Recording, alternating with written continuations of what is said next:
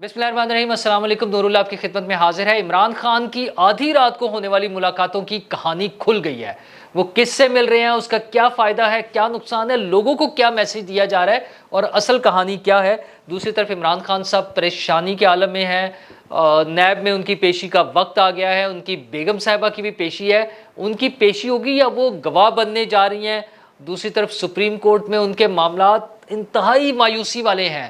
इमरान खान साहब के लिए मायूसी वाली रिपोर्ट्स हैं सुप्रीम कोर्ट से। फिलहाल कुछ लोगों को अभी भी डाउट्स हैं, इस वजह से कुछ मामला पेंडिंग भी पड़े हुए हैं।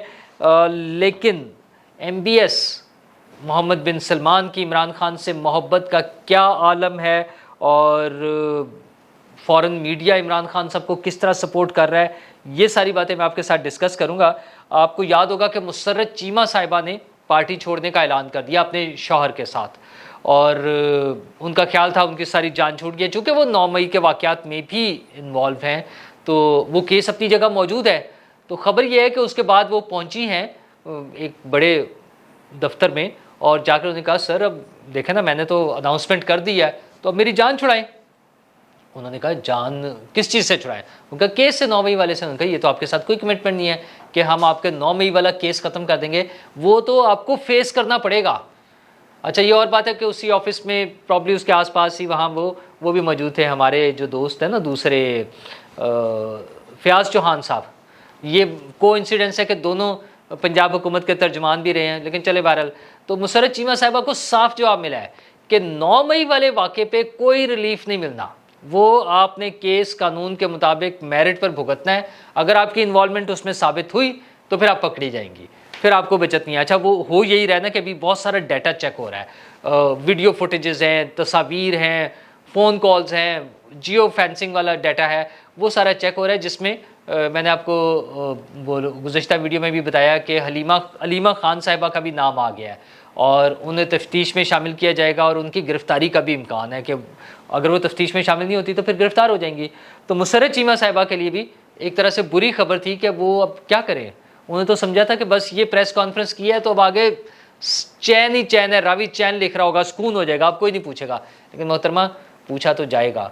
और वैसे भी जो मैंने अभी लास्ट वीडियो में आपसे डिस्कस किया था कि कोर कमांडर्स नहीं, फॉर्मेशन कमांडर्स की मीटिंग चल रही है और ये तवील मीटिंग है। इसमें बहुत सारी चीज़ों के फैसले होंगे।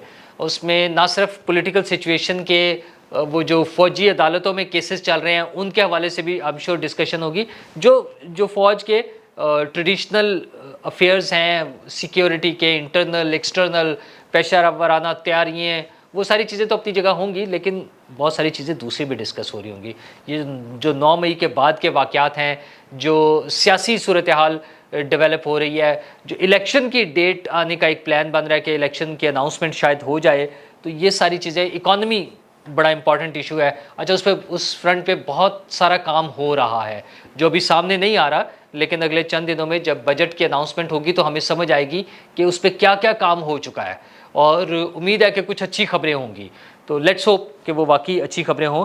तो उस फॉर्मेशन कमांडर्स मीटिंग में आई एम श्योर ये जो फ़ौजी अदालतों केसेस हैं उनके वाले से भी बात हो रही होगी। वैसे तो जो ही ये ख़त्म होगी हमें कुछ उसमें नज़र आएगा कि बहुत सी लोगों की किस्मत के फ़ैसले हो जाएंगे और उस बहुत से लोगों में सिर्फ पॉलिटिशियन नहीं होंगे, बल्कि बहुत से लोग वो होंगे जो पॉलिटिशियंस नहीं होंगे। ये और बात है कि उनका पॉलिटिक्स में इंटरेस्ट होगा, वो कहीं ना कहीं पॉलिटिक्स में टांग अड़ा रहे होंगे या उनके व्यूज़ इवन एटलीस्ट वो बहुत ज़्यादा पोलिटिसाइज हों। तो ऐसे बहुत से लोगों के भी फ़ैसले, मेरा ख्याल है, ये कोई रिपोर्ट नहीं है अभी, लेकिन जिस तरह से चीज़ें चल रही हैं मुझे लगता है कि इस फॉर्मेशन कमांडर्स की मीटिंग के बाद कुछ ऐसी चीज़ें भी नज़र आएंगी कि बहुत से लोगों के फ़ैसले हो जाएंगे। तो पहले भी कुछ लोगों के हो चुके हैं, बहरहाल ये भी ज़रूरी चीज़ है। अच्छा, फ़ैसले तो उन लोगों के भी होने हैं जो PTI को छोड़ चुके हैं। अच्छा, PTI को छोड़कर अब वो नज़र आ रहे हैं ग्रुप्स के दो बल्कि 3 चीज़ें नज़र आ रही हैं।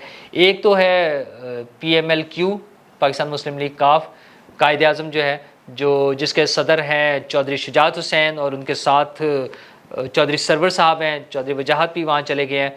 अच्छा, उसमें कुछ लोग जा रहे हैं। दूसरी पार्टी जो या ग्रुप है वो है हाशिम डोगर साहब का, और उनके साथ मुराद राज साहब हैं, और वो अपने आप को डेमोक्रेट्स कह रहे हैं और वो एक बड़ा ग्रुप बनाना चाह रहे हैं। और तीसरा ग्रुप जो बज़ाहिर सामने मौजूद है वो है जहांगीर तरीन साहब का।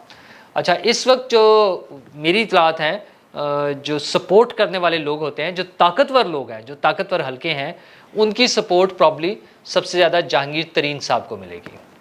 अच्छा, हाशिम डोगर साहब का एक वो इमेज दे रहे हैं कि वो पुराना जो है ना आर्मी चीफ से ताल्लुक़, और पुराना उनका जो ताल्लुक़ है ना फ़ौज के ज़माने का, उसके हवाले से वो अपना इम्प्रेशन देकर ऐसा ख्याल किया जा रहा है कि वो इस इम्प्रेशन की वजह से ये जो वो इमेज शो कर रहे हैं कि मैं तो उनका बड़ा पुराना बडी हूँ, दोस्त हूँ, और मेरी उनके साथ बड़ी क्लोज़ रिलेशनशिप है, और मैं ही सामने आऊँगा अगला बड़ा ग्रुप के तौर पे, तो उसमें कुछ लोगों को अट्रैक्ट किया जा रहा है। लेकिन मेरी इतला के मुताबिक वो लोगों को समझा दिया जाएगा, बताया जा रहा है, और बल्कि अगले 24 घंटे में शायद मुराद राज साहब को भी कुछ कम्युनिकेट कर दिया जाए या समझा दिया जाए। मतलब समझाना डजंट मीन कि कोई बुरा सलूक होगा, समझाना मीन बैठ के गपशप हो सकती है ना कि भाईजान ये ज़्यादा बेहतर है और ये बेहतर नहीं है।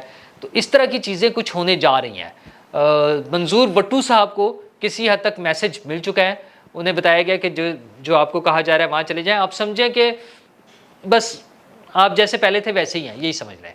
तो आपने परेशान नहीं होना, जैसे आपको कहा जा रहा है वैसे करें।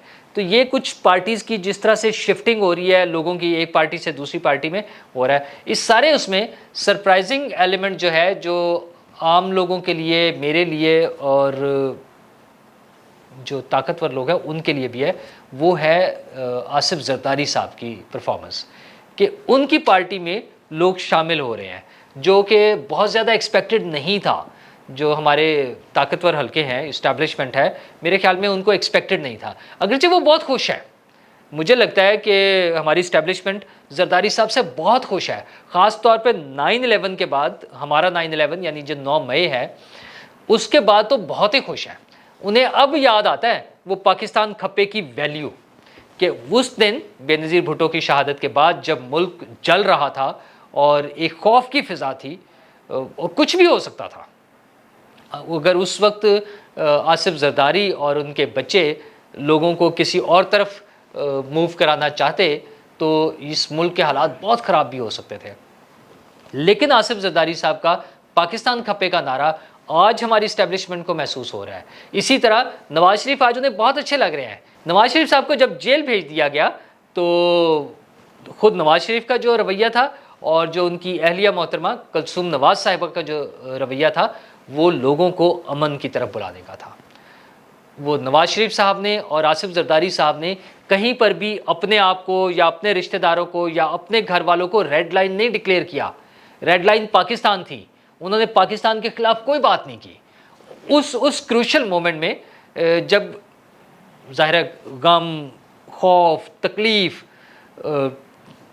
मायूसी, सारी चीज़ें मुमकिन हो सकती हैं, वहाँ पर भी उन लोगों ने वो रवैया नहीं इख्तियार किया जो इमरान खान साहब ने और उनकी पार्टी ने किया था। तो उसके हवाले से अब प्रोसीडिंग चल रही है, केसेस चल रहे हैं, बहुत से लोगों के केसेस मिलिट्री कोर्ट में हैं, बहुत सारे लोगों के केसेस पर अभी वो डिस्कशन या उनको रिव्यू किया जा रहा है, उनको असेस किया जा रहा है कि उनको कैसे लाया जाएगा, जिसमें बहुत सारे लोग शामिल हैं। इवन यास्मीन राशिद साहिबा है, वो इनिशियली तो जो जज साहब ने किया उनके साथ अदालत में जो हुआ है, मतलब ये अजीब सी चीज़ें हैं ना जिस तरह से वो हो रहा है। बहरहाल मेरे ख्याल में ये सारी चीज़ें सेटल हो जाएंगी। मैंने लास्ट उसमें प्रोग्राम में जिक्र भी किया था कि जज साहिबान को भी अच्छा सा रीज़नेबल सा मैसेज दिया जा रहा है। तो दूसरी तरफ इमरान खान साहब के लिए परेशानी ये है कि उन्होंने नैब की पेशी उनकी आ गई है, उनकी अहलिया मोहतरमा की भी आ गई है। क्या वो उनकी अहलिया जो है सिर्फ पेश होंगी या गवाह बन जाएंगी? अगर वो गवाह बन जाती हैं सारी चीज़ों के लिए, नैब में या कुछ और चीज़ों में, केसेस में, तो फिर तो इमरान खान साहब की छुट्टी यूँ दिनों में, मिनटों में होनी है, दिनों में ये सारे मामला हल हो जाएंगे। लेकिन इस पर अभी एक बड़ा सारा इफ़ या क्वेश्चन मार्क मौजूद है। दूसरी तरफ सुप्रीम कोर्ट की तरफ से जो खबरें आ रही है वो इमरान खान साहब के लिए खुश आइंदा नहीं है। अच्छा, सुप्रीम कोर्ट ने वो जो था ना 14 मई वाला इलेक्शन, उसका फैसला, तहरीरी फैसला जारी कर दिया है। बड़े आराम से उन्होंने कहा कि पार्टी आपस में बातचीत कर रही है, बस ठीक है कर ले। हालांकि कौन सी बातचीत, ये वही सुप्रीम कोर्ट है जिसने घंटों का टाइम दिया था कि 4 घंटे में मुज़ाकरात करें और हमें आके रिपोर्ट दें। अग्रेसिवनेस जो थी ना, यूं कर दें, अभी कर दें, ये हो जाएगा, वो हो जाएगा, उसको लटा देंगे, उसको लटका देंगे, सारा कुछ ऐसे ठंडा हो गया। बल्कि वो जो अब तो जो केस आया नया, उसमें अदालत ने बयान ही बड़ा खूबसूरत सा दे दिया। उनका हमें माली मामलात का नहीं पता, इसलिए हम उसमें इंटरफेयर नहीं करना चाहते हैं।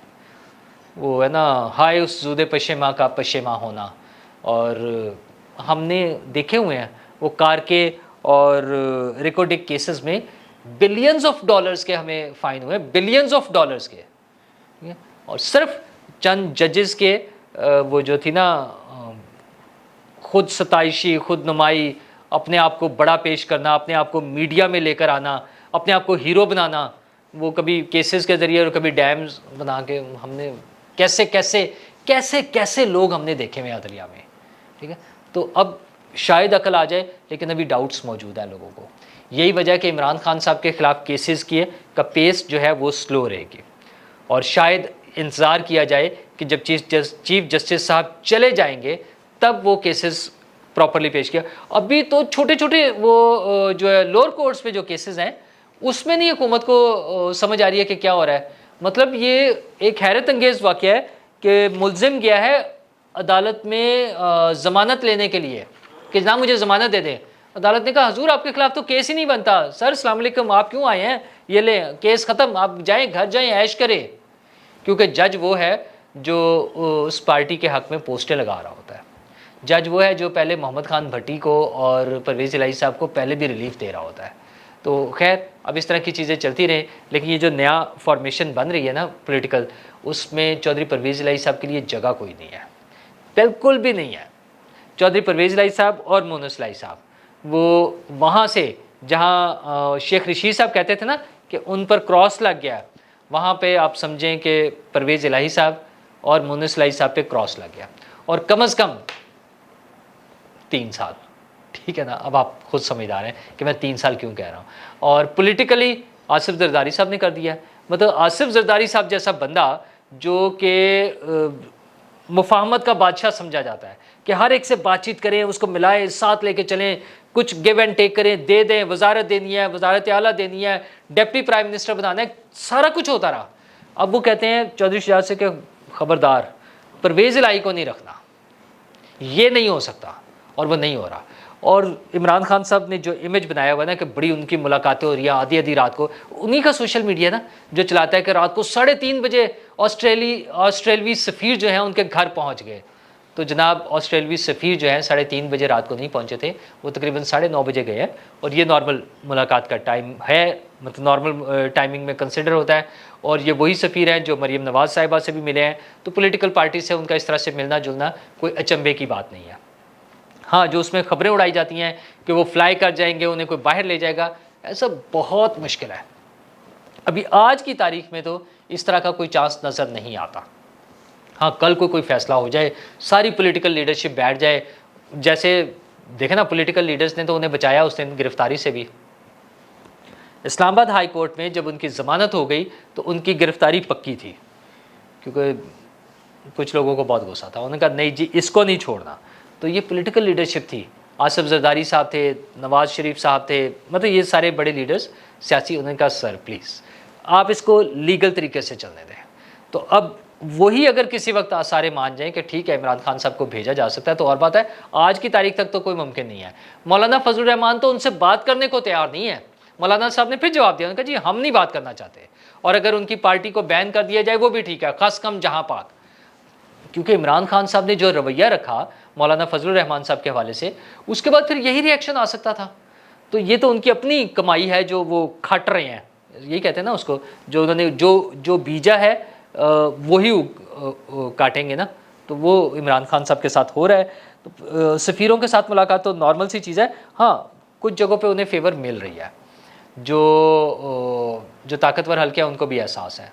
मसलन अमेरिका से जिस तरह से वो खतूत लिखने वाला मामला चल रहा है वो है, IMF की कुछ शराइत इस किस्म की हैं उसमें है। फिर इंटरनेशनल मीडिया में मसलन इकोनॉमिस्ट के, मैं आपको ये स्क्रीनशॉट्स दिखा सकता हूँ कि वो एक ही खबर को बार बार अपना शेयर करते हैं, इमरान खान साहब की खबर, और जो ज़ाहिर पाकिस्तान में अनरेस्ट दिखाना, पाकिस्तान में बुरे हालात दिखाना, ये सारी चीज़ें चल रही हैं। अच्छा, फिर उन्होंने ताज़ा तरीन भी जो अब वीडियोज़ आ रही हैं उधर से, वो यही हैं कि PTI के लोग ये काम कर रहे हैं कि पाकिस्तान पर इक़्तिसादी पाबंदियाँ लगवाई जाए किसी भी तरह। मतलब पाकिस्तान की दुश्मनी का इससे ज़्यादा क्या सबूत होगा कि उनके लोग ये चाह रहे हैं कि पाकिस्तान पर पाबंदियाँ लग जाएँ, सिर्फ इसलिए कि इमरान खान साहब के पास इक़्तिदार नहीं है, सिर्फ इसलिए कि उनके करप्शन के केसेस अदालत में चल रहे हैं, सिर्फ इसलिए कि जब उन्हें कोर्ट कोई अरेस्ट वारंट इशू करती है तो उनको पकड़ने की कोशिश की जाती है, सिर्फ इसलिए कि वारंट इशू करा के उनके घर की तलाशी लेने की कोशिश की जाती है। इन चीज़ों के लिए वो चाहते हैं कि पाकिस्तान पर इक़्तिसादी पाबंदियाँ लगे, पाकिस्तान के 24 करोड़ लोग फाकों मरें, उनको खाने पीने की चीज़ें ना मिले, उनको अपने कम्युनिकेशन वो ट्रांसपोर्टेशन के लिए फ्यूल मिलना बंद हो जाए, उनके लिए अद्वियात मिलना मुश्किल हो जाए, उनको पैसे उनके पास ना बचें, ये सारी चीज़ें हो जाए। लेकिन इमरान खान उनकी रेड लाइन है। तो खान साहब आप भी सुन लें कि अब ये रेड लाइन ज़्यादा नहीं चलेगी। फिर अब जो रेड लाइन करेगा ना, वो कुछ और चीज़ें रेड ना हो जाए। आप सियासत करें, सियासत के मैदान में आए, मुकाबला करें, इलेक्शन लड़ें, जो मर्जी कर लें, लेकिन अगरचे आपने वो मौका गवा दिया है, आपके पास बार बार रिपीटेडली आपको दिया गया वो मौका, वो गवा दिया, अभी भी कुछ नहीं किया। इंतज़ार करें, आराम से बैठें, मुमकिन है मामला तब्दील हो जाएं। लेकिन अगर आप अस्करी विंग बनाकर, अगर आप फौजी तनसीबात पर हमले करके, अगर आप आग लगा के, अगर आप जलाओ घेराव करके और इस तरह का एहतजाज करके आप समझते हैं आप हुकूमत में आ जाएंगे, तो ये मुमकिन नहीं है। पाकिस्तान के माली मामलात इंशाल्लाह जल्द ठीक हो जाएंगे। ये चंद दिन की बात है। बस हुकूमत को थोड़ा सा ख्याल करना है कि कोई ऐसा इशू ना दें जिस पे वो सियासत कर सके। आईन और कानून के मुताबिक चलें, ये खुद ब खुद अपने रास्ते साफ़ होते जाएंगे। शुक्रिया।